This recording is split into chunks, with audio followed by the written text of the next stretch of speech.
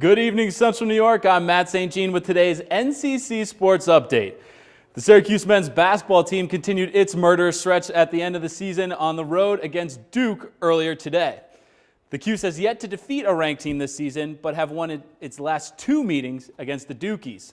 The last meeting, of course, was John Gillen's buzzer-beating bank shot at the Dome last season. Amazing stat of the day. You may want to sit down for this one. Coach Mike Krzyzewski and Coach Jim Boeheim have combined to win over 2,100 games over a span of 85 total years. The two are laughing now, but only one would wear a smile after this contest. Grayson Allen finds freshman Marvin Bagley for an alley-oop slamma-jamma. Bagley looking no worse for wear after sitting out the prior 4 games. Here he is again, 2 hands for safety. Bagley's 19 points led all scorers. Howard now, showing off the vision, finds Pascal Chukwu rising above the rest for an alley-oop of their own. The game was close early, but Duke took an 11-point lead into the half. Grayson Allen sets the tone for the second half with the steal and the very respectful slam. Only 6 points on the night for the senior.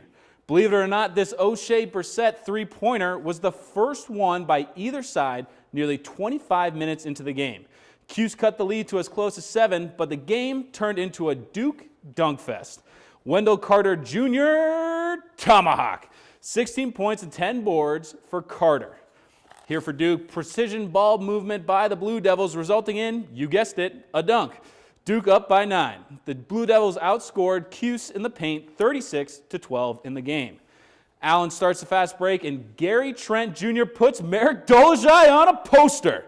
The Cameron Crazies got their money's worth in this one. Duke downs the Orange 60-44. Frank Howard and O'Shea Brissett, what happened? We got opportunities and we didn't capitalize on them. You know, whether it was in the paint, with turnovers or just honestly missed shots. So, it's something we want to build on every game, and it's something we'll definitely look at. Once we got in the middle, it was pretty hard to kick it back out or go down because of the guys they had. So I just feel like they were able to move really well and take away, stuff that we usually get against any other team. The loss puts the Orange at 18-11 on the season and 7-9 in the ACC. Next up, the Eagles of Boston College at Connie Forum in Chestnut Hill this Wednesday. Tip-off at 9 p.m. The women's basketball team were also down in the Tar Heel State, but they were 25 minutes down Tobacco Road visiting the University of North Carolina. It was a special night for the Syracuse sharpshooters. The Orange, no stranger to the 3-ball, they're first in the ACC in attempts from deep. The next closest team is nearly 200 attempts behind. They shoot 31% on the season. And even though Coach Q was frowning, the Orange put on a record-setting performance. Gabrielle Cooper was locked and loaded from the word go and had herself a game. Cooper scored a career-high 28 points and tied a career-high and made threes with 8. Speaking of threes, the Orange hit 20 triples as a team, which is a program and ACC record. Syracuse hit 5 of their 23s in the fourth quarter and left Chapel Hill with an 86-80 victory. Cooper wasn't the only one with the hot hand. Miranda Drummond poured in 24 points, shooting 7 of 8 from downtown. And Tiana Mangakahia scored 12 points and dished out 14 assists, her 14th double-double of the season. Tiana now has 282 assists, tying the single-season ACC mark. The Orange in their 4-game win streak welcome Boston College to the Dome for Senior Day this Sunday at 2. Look up in the dictionary gut punch and you may see a picture from last week's Syracuse-Albany lacrosse game. The Orange only scored 3 goals against the Great Danes, the lowest total in 27 years. No rest for the Cuse as they hosted the number 9 Army West Point Black Knights today in the Dome. The game started eerily similar to the Albany thumping. Army scored 7 of the game's first 9 goals, including this sidearm snipe from Connor Glancy. As fans eyed the exits, Cardiac Cuse came alive. Stephen Rafis' electric one-handed shot cuts the Army lead to just 3. Cuse battles back within 1, and Brandon Bomberry says, "I see your one-handed shot, Stephen. I raise you between the legs." Tie ball game, baby. I could watch that goal all day long. Syracuse battles back from being down by 5 goals twice to force overtime. In OT, senior goalie Dom Madonna was a brick wall in the net, denying several shots from the Black Knights. Now in third overtime, Madonna finds a streaking Ryan Simmons way down the field, and he buries the game winner. SU rallies to win 11-10. Here's the man of the hour, Ryan Simmons, describing the final play.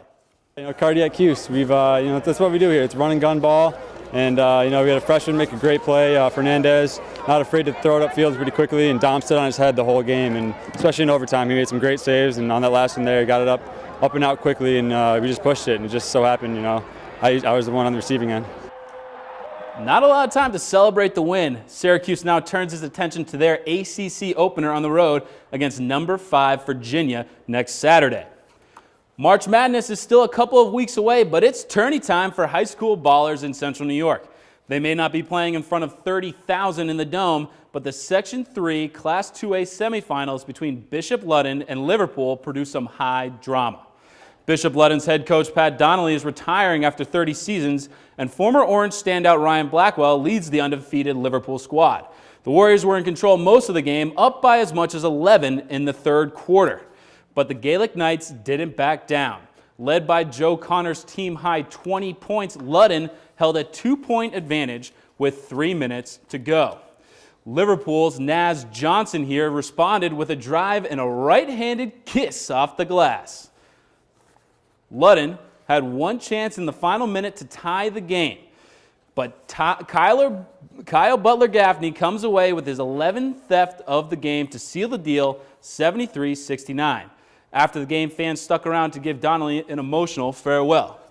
Liverpool advances to the Section 3 Class 2A finals and will clash with Nottingham on Sunday.